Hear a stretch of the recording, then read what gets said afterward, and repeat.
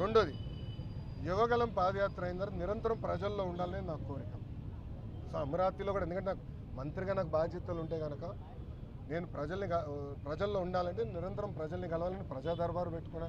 ఇక్కడ కూడా మీరు చూస్తే వైజాగ్ వచ్చి మీరే ఉన్నారు, కోర్టు కొంచెం లేట్ అవుతుందని పరిగెత్తుకుంటూ వచ్చే తప్ప మళ్ళీ ఇప్పుడు వెనక్కి అక్కడికి వెళ్తున్నా, పార్టీ హౌస్కి వెళ్తున్నా, ప్రజల దగ్గర అర్జీలు తీసుకుంటున్నా, వాళ్ళ సమస్యలు పరిష్కరించే మార్గం నేను ఎత్తుకుతాను.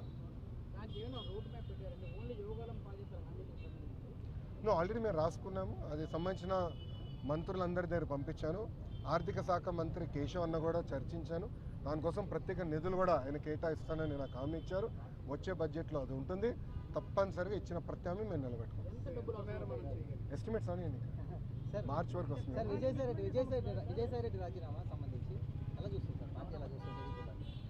ఏ పార్టీ? వైకాపానా తెలుగుదేశం పార్టీ?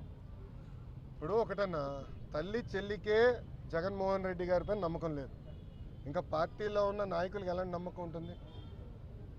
మేము ఎప్పటి నుంచో చెప్తున్నాం, వైకాపా నాయకులు డబ్బుల కోసం పార్టీనే అమ్మేస్తాడు ఈయన. ఇప్పుడు అది నిజం అవుతుంది కదా. ఒక్కొక్కరు రాజీనామా చేసుకుంటూ వెళ్తున్నారు. దానిక నేను శిక్ష పడదని నేను ఎక్కడ అన్నాను తల్లి? నో ఐఎమ్ సారీ, నేను ఎక్కడన్నా శిక్ష పడదని? ఇప్పుడు లిక్కర్ కానివ్వండి, ఇప్పుడు ఒకటమ్మా 2019 నుంచి 24 వరకు మేమందరం ప్రజల్లో ఉన్నాం.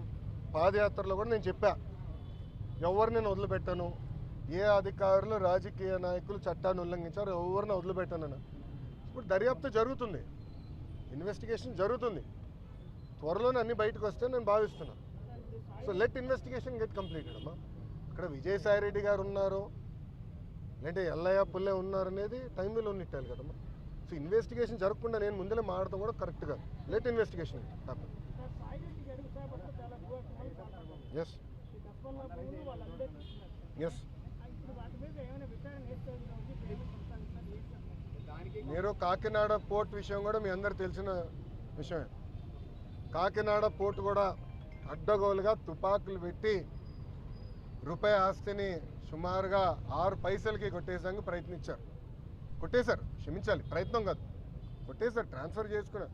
కేసు పడింది, దానిపైన ఈడీ వాళ్ళు కూడా లవ్ లెటర్లు రాశారు విజయసాయి రెడ్డి గారికి, రా బిడ్డ రా అని ఇంటికి. అన్నీ బయటకు వస్తున్నాయి కదా. సిమిలర్ ఫ్యాషన్ దీనిపైన కూడా కంప్లైంట్లు వస్తాయి, తప్పనిసరిగా యాక్షన్ తీసుకుంటాం. విశాఖలో చాలా ల్యాండ్స్ కబ్జా చేశారు. గతంలో ప్రతిపక్షంలో ఉండేటప్పుడు మీరు ఆరోపించారు, ఇక్కడ నేతలు కూడా మాట్లాడారు. అవునండి. సో ఇప్పటికీ అంటే దాదాపు 6-7 నెలలు అవుతుంది. అయితే ఇన్వెస్టిగేషన్ నడుస్తుందని ఎక్కడా కూడా గతంలో అధికారులు కూడా స్వయంగా చెప్పింది ఏంటంటే అంత లీగల్గా ఉంది, సో ఎక్కడ తీసుకోవడానికి ఆస్కారం లేదంటే. సో స్టిల్ ఇప్పుడు కూడా వాళ్ళు సో ప్లీజ్ బీ పేషెంట్, ఓపిక పట్టండి స్వామి, దర్యాప్తు జరుగుతుంది కదా. అవునండి. ఇప్పుడు మొన్న కూడా మాట చెప్పా, ప్రభుత్వ పరిస్థితి గురించి కూడా దయచేసి ఒకసారి ఆలోచించండి. గత ప్రభుత్వం చేసిన అవినీతులన్నిటిపైన ఒకేసారి నేను దర్యాప్తు చేయాలంటే ఇంకా లా అండ్ ఆర్డర్కి పోలీసులు మిగలరమ్మా. ఎందుకంటే భూ అక్రమాలు కానీ, ఇసుక అక్రమాలు కానీ, మద్యం అక్రమాలు కానీ, గాలి కూడా అమ్మేశారు స్వామి. ఇంకా లా అండ్ ఆర్డర్కి పోలీసులు ఉండేదానికి ఉండదు. ఎందుకంటే ఒక్కొక్క ఇన్వెస్టిగేషన్ చాలా డీప్కి వెళ్ళాలి, పకడ్బందీగా చేయాలి. ఇప్పుడు లిక్కర్ ఉంది, చాలా పకడ్బందీగా చేస్తున్నారు.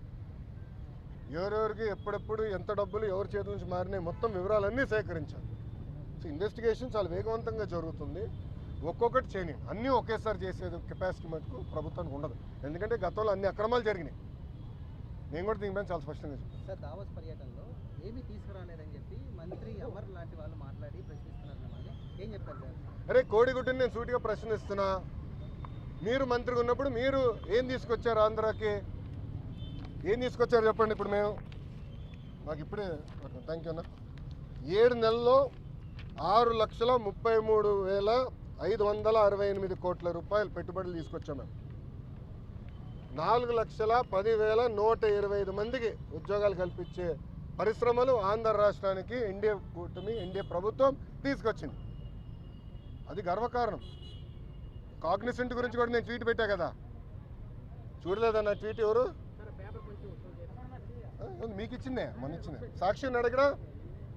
సాక్షి రాలేదా? ఆయనే రిపోర్టరా? కేసు రాలేదా? సాక్షి ఎవరు లేడా? అరే ఆయనకి ఇద్దాం అనుకున్నానే కాగితం. ఇదన్నా చూడరా భయ్ కళ్ళు తెరువు అని అర్థం కదా. ఇప్పుడు మీరు చూడండి బాబు గారి డావోస్కి దాదాపు 1997 నుంచి వెళ్తున్నారమ్మ.